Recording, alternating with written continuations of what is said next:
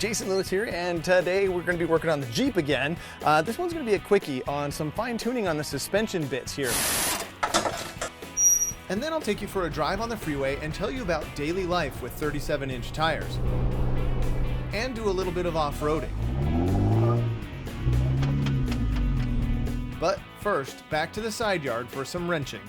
Now, I've taken it off-road a few times, and as you heard in the first video, off-roading, yeah, there's a little bit of tire rub. Kind of to be expected with 37-inch tire stock suspension. Now, today we're not doing a lift, but we're gonna actually do some spring spacers in the front, and we're gonna install a set of Metalcloak adjustable bump stop extenders on this thing, and that way we'll keep the tires from getting up into those places where they actually rub and cause some damage. Check it out. Bring it here, Pinto. Come on. Bring it here. All right, we're gonna start in the back because the backs are just too darn easy. You just take the base pad and it mounts in the existing holes that are here. And then you just put the washer and lock nut underneath that thing. And the beauty of this system is that you just add, if you want to go ahead and stack on here, you just add more pads and they kind of slot together and self-stagger themselves forward to be able to line up with this thing as the axle comes up and hits the bump stop. And so it's just really cool. And the kit comes with 4 inches worth of extended stops. And since my tires seem to just barely be hitting that lip, I'm going to experiment with just this single 1 inch of extended bump stop. Since the fenders give me so much extra clearance, I'm just going to go ahead and try this, and we're going to go out tomorrow and we'll see what happens. Where's your ball go? Go get it. Tackling the front end is a bit of a different story. I supported the Jeep by the frame and used a floor jack to position the axle, and then disconnected the sway bar links, shocks, steering arm, and the lower control arms. Now just let your junk droop and pull the springs out.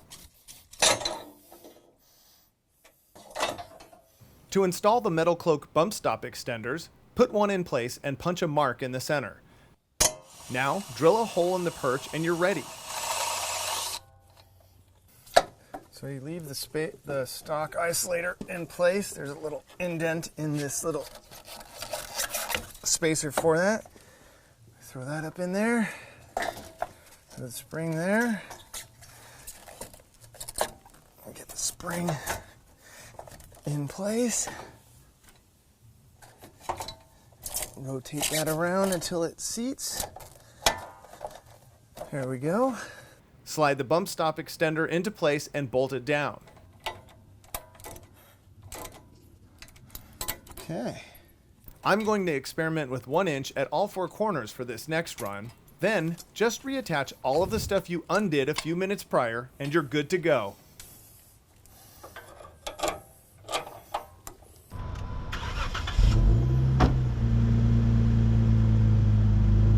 Alright, so a lot of you guys have been asking what it's been like to daily drive a Jeep with 37s on it. Now I know a lot of you with stock JKs are looking at all different kinds of upgrades, and that's a bit extreme. I gotta be honest with you. I wouldn't recommend going right to 37s unless you were kind of a tinkering type of person. I absolutely love them and they are fitting into my lifestyle perfectly, but here's the reality of it. 35s are all you need for what kind of wheeling I'm gonna do mostly, but I just love the looks of the 37 and they do add a little bit of extra ability. For my daily around town commuting, like right now I'm heading up to Hungry Valley off-road area. I just went and got myself a fancy coffee and hopping on the freeway here. And I thought I'd take this chance to kind of catch you guys up on my daily existence with this Jeep in the trim it's in now, which is 37-inch tires, stock suspension,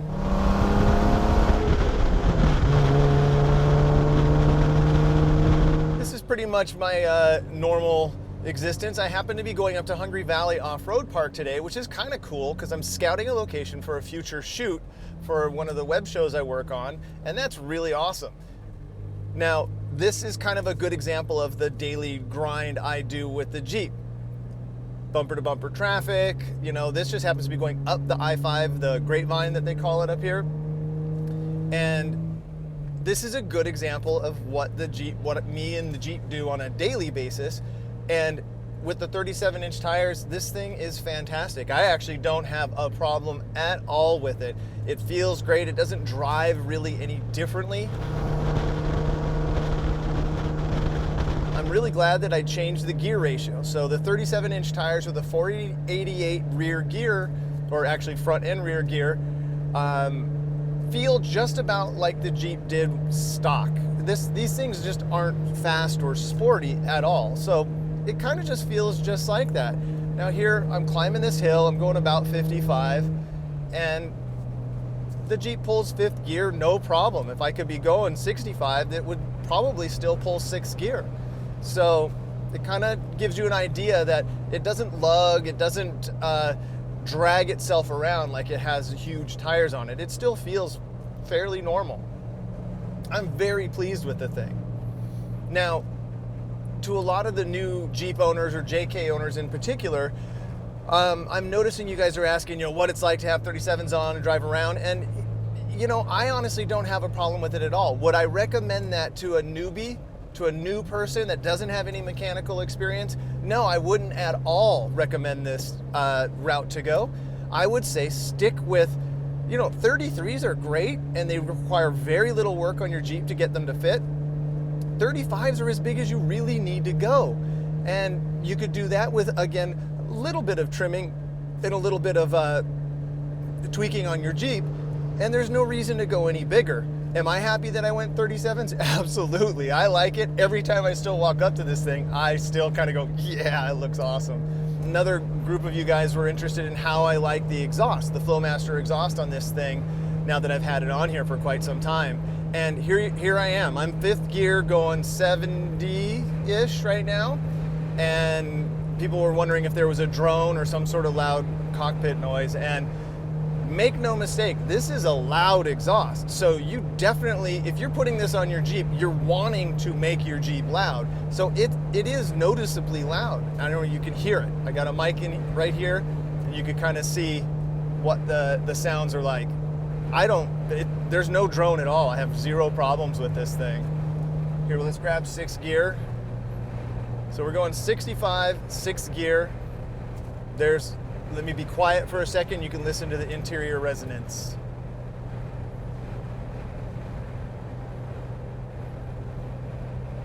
Not bad at all, right? But remember, it is aggressive. So when you look at this on the Flowmaster website and it says aggressive, they mean that. It's loud. So, you know, like when I go through my neighborhood, I actually go through gently because, especially early in the morning, I don't want to be that guy. A lot of people said that if I put these 37s on this stock rims, the thing would be all over the road. Well, here I am, you know, blasting down the highway, and it's pretty awesome. So they could think that, but here I am. Oh, another thing to talk about, gas mileage. Now, that has understandably gone down quite a bit since I threw these tires on. Even with the gearing adjustment that I put on here, you know, the gas mileage, let's see, the computer optimistically says that my combination, now remember, that's not just highway mileage, that's sitting in traffic, running errands around town, that's my combination driving. The computer says I'm getting 15.2, and that's a little optimistic.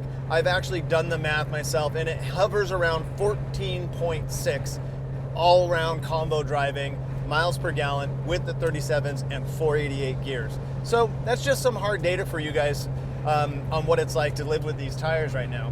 And to me, that's completely acceptable for a vehicle this capable and drives this nice down the road. That's good. I'm okay. So let's see, what did we cover? Gas mileage, tire pressure, handling characteristics, looks. Well, the looks are ridiculously good on the Jeep right now. I did order the Metalcloak rear bumper and tire carrier for this thing. So that should be coming in the next week or so, and I'll get that video up of the install. And then next up will be, you guessed it, some suspension maybe?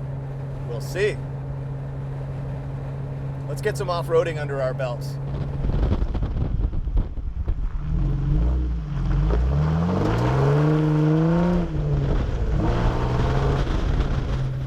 Now, Hungry Valley up here is a cool place because the whole place is laid out like a ski resort for off-roading. They have all the trails labeled from easy to most difficult with like the black diamond, the whole deal. So it's really kind of fun. And if you really just want to learn how to 4x4 a little bit, it's a really safe and easy place to do that. And then once you get good, like there are just mountains and just amazing hills and trails for miles around here that you could explore. So it's a cool spot.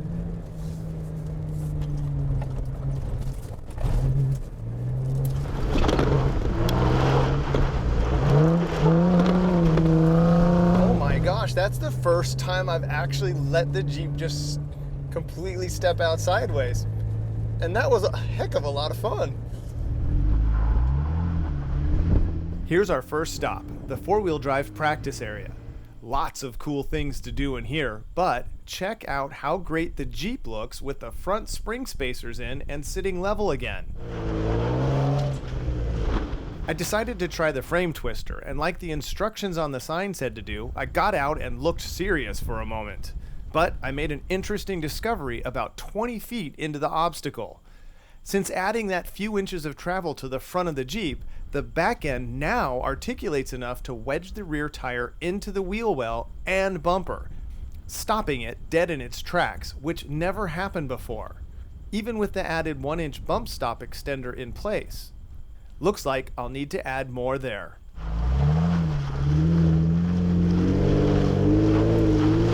Knowing that I got the rear adjustments wrong, I decided to keep the next couple of tricks easy.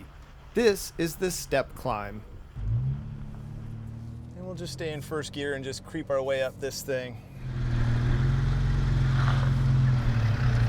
This could be fun.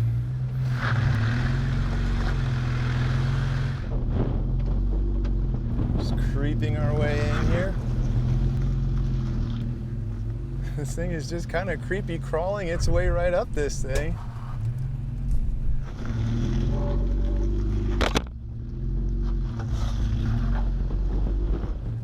Take a very gentle line through here. Really not much drama.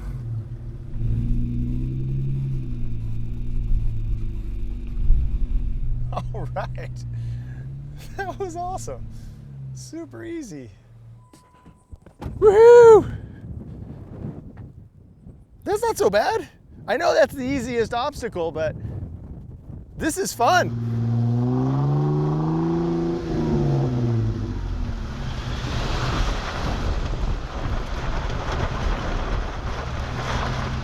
Since that was way too easy, I decided to kick it up a notch and hit an obstacle I have some history with. Cue the dramatic music.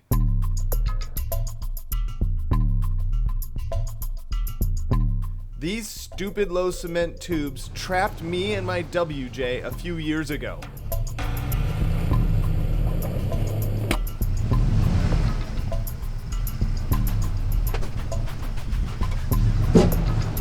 And now I'm back for revenge with a JK. Let's give them a go. See what we can come up with.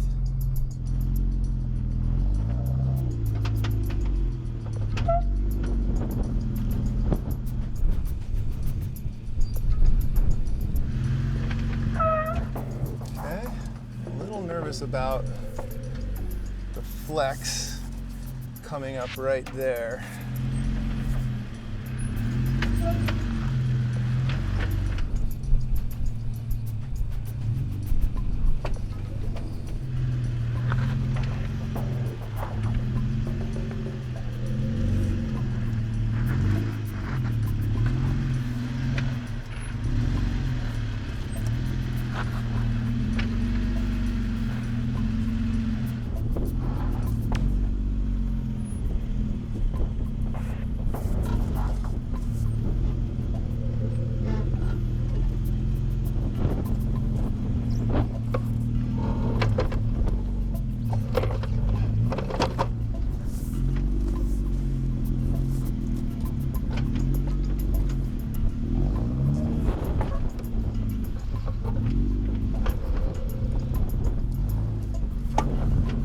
myself without a spotter, but we'll just keep on going.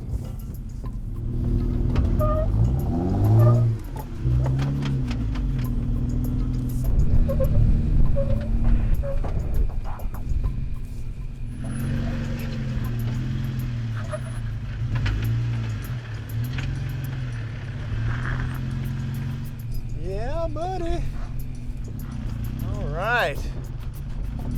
Do we continue? Do we just go all the way around?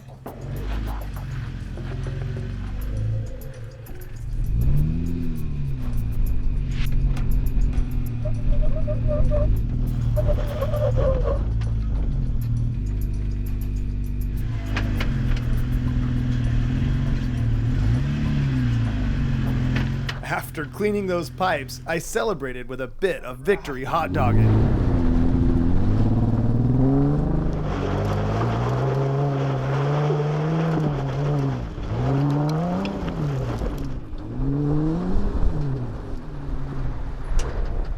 And then I headed home, and after working on my Mustang project for a bit, I pulled the Jeep into the garage for some tuning. All right, so I wanted to show you guys just how easy it is to adjust the bump stops by doing the adjustment right now. So let's get this thing up. You could actually do this with the tires on, but I'm gonna take them off just so we can get a little bit better visibility. Again, on the skill level, this is flip-flop rated, which means not hard, very easy.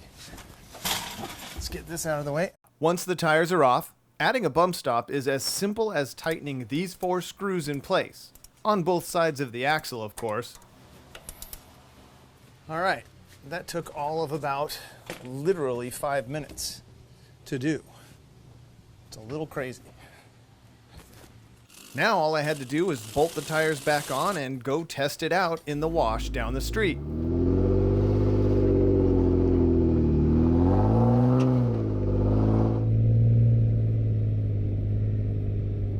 All right, just up ahead here is a little rain wash here. Maybe able to tuck a wheel in there just to check the articulation.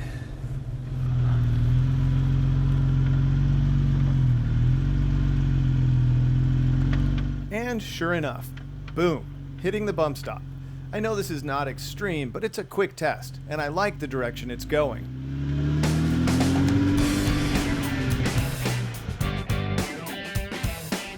There it is, another mini Jeep adventure accomplished. This time with some wrenching, wheeling, tuning, and as always with this thing, learning mixed with fun.